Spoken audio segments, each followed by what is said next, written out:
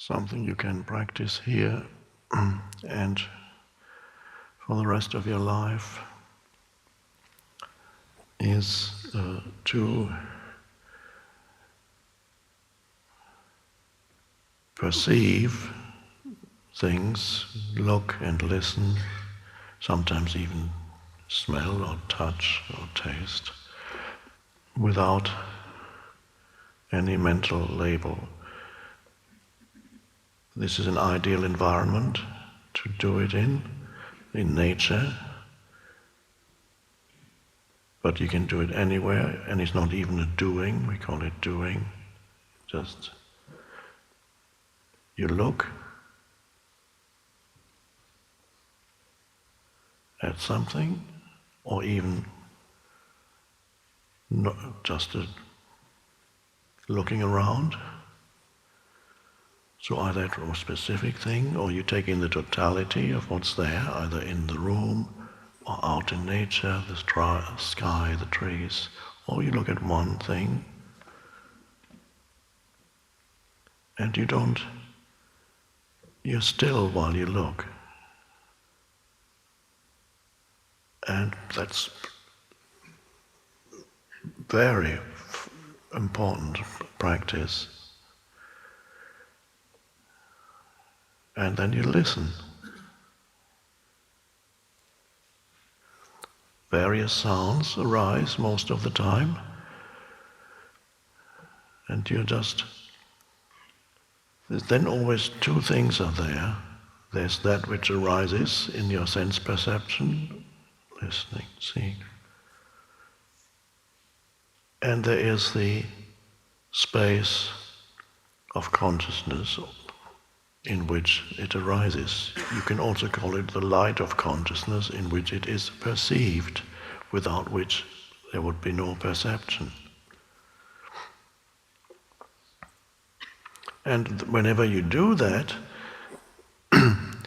you are not a person in that moment. You are not a person.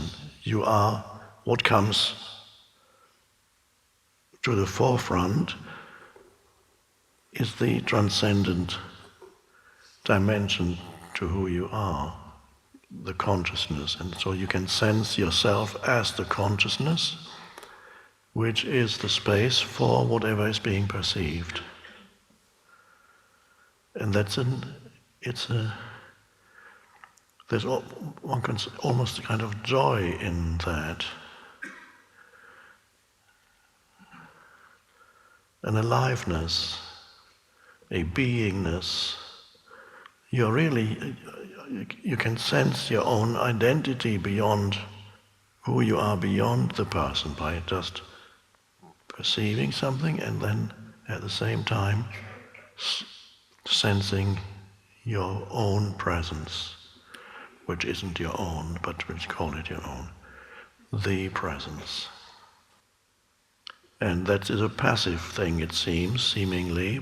It's a taking in what's there.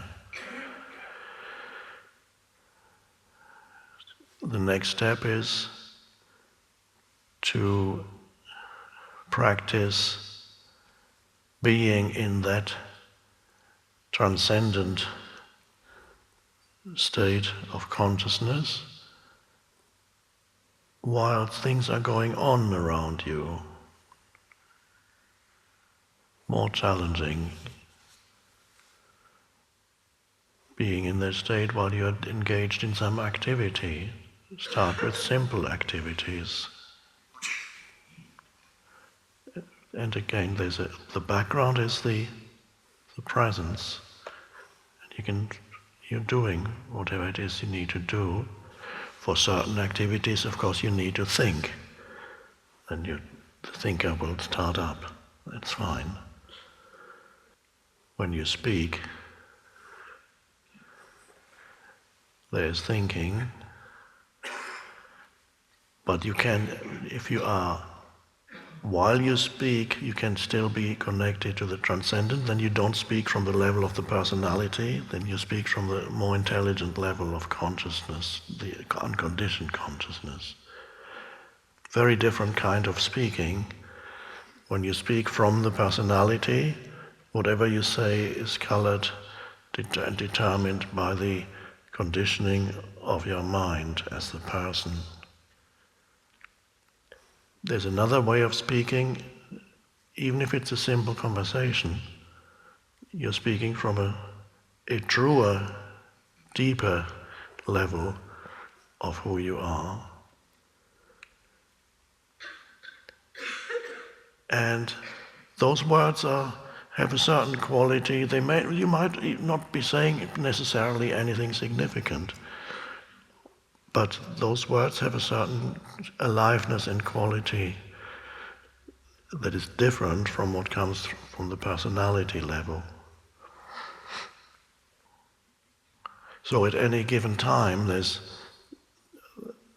the two dimensions to who you are, one could say. For the time being, let's put it like that.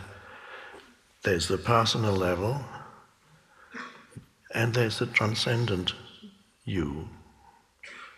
And usually the transcendent in your normal daily life will be in the background. If you can sense that in the background, then you can deal with the stuff you need to deal with in the foreground of your life. Do this and this and this. Even thinking is in the foreground of your life. I have to think about this. And yet, at the same time, you sense yourself as the presence. So that's the depth within you. There's a stillness. There can be a stillness even while you're speaking. There's a stillness in the background. And when you've come to the end of a sentence, you might notice, there's a gap, and you're not thinking between the end of one sentence and the beginning of a new sentence. And so more and more, the transcendent self emerges more into your life, comes in more. And the conditioned self does not disappear completely, but the conditioned self becomes less dense. The density of the personality, that many people are in the grip of that. There's a heaviness to it. I can sometimes see how people carry this burden of a personality without not the slightest glimpse of anything beyond, and it's a terrible burden to carry. The only sense of self they have is that conditioned sense of self, and there's a heaviness to it and a density. And as the transcendent emerges more, the personality level becomes more lighter and more, one could say, transparent almost. So the light shines through more. The analogy you could use is a lampshade. When there's only the personality, the lampshade is so heavy, there's only a little bit of light shining through, but the layers of the lampshade are so thick that only very little comes through, and whatever comes through is totally formed by the lampshade. And then the shade gets a bit more transparent, and there's more light coming through. The same person is still there, the same lampshade, but there's a transparency to something deeper. And that's the only way you become more authentic, you become more truly yourself, the deeper, unconditioned self, which the Buddha calls the no-self. And if in spiritual terminology you could call Buddha nature is arising, Christ consciousness is arising, whatever you want to call it.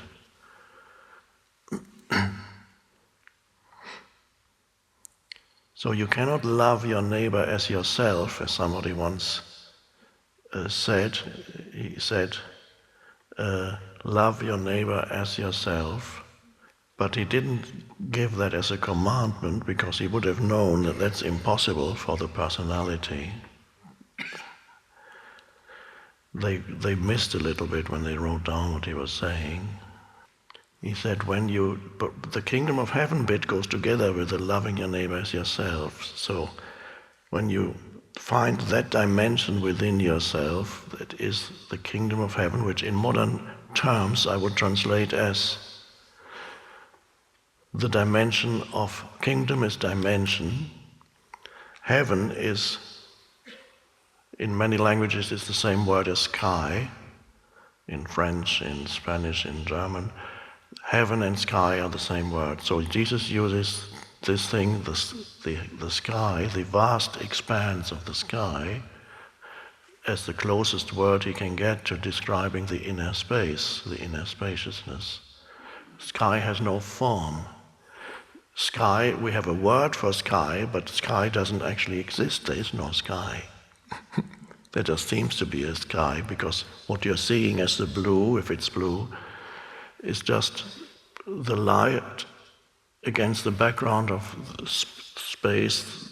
The darkness of space behind it creates that illusion that there is something there. But if you travel upwards, you will never reach the sky. You may reach the clouds, and then you go to the clouds, and then there's more sky, and finally it's gone. Where was the sky? There is no sky. So it has no form, so he used the best word he could find was heaven or sky, the kingdom of heaven, the dimension of formlessness, which is within you, he said.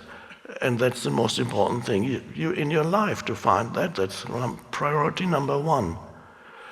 And then, as you find that, then you love your neighbor as yourself, because you recognize the same formless essence in you is the same formless essence in the so-called other, and then you love your neighbor as yourself. But no matter how hard you try, you can't real empathy, real loving kindness, real benevolence, real goodwill towards another. It's not really, you cannot sustain for very long if there's only the personality level. You have a resemblance of that, but it's usually the ego playing a particular role.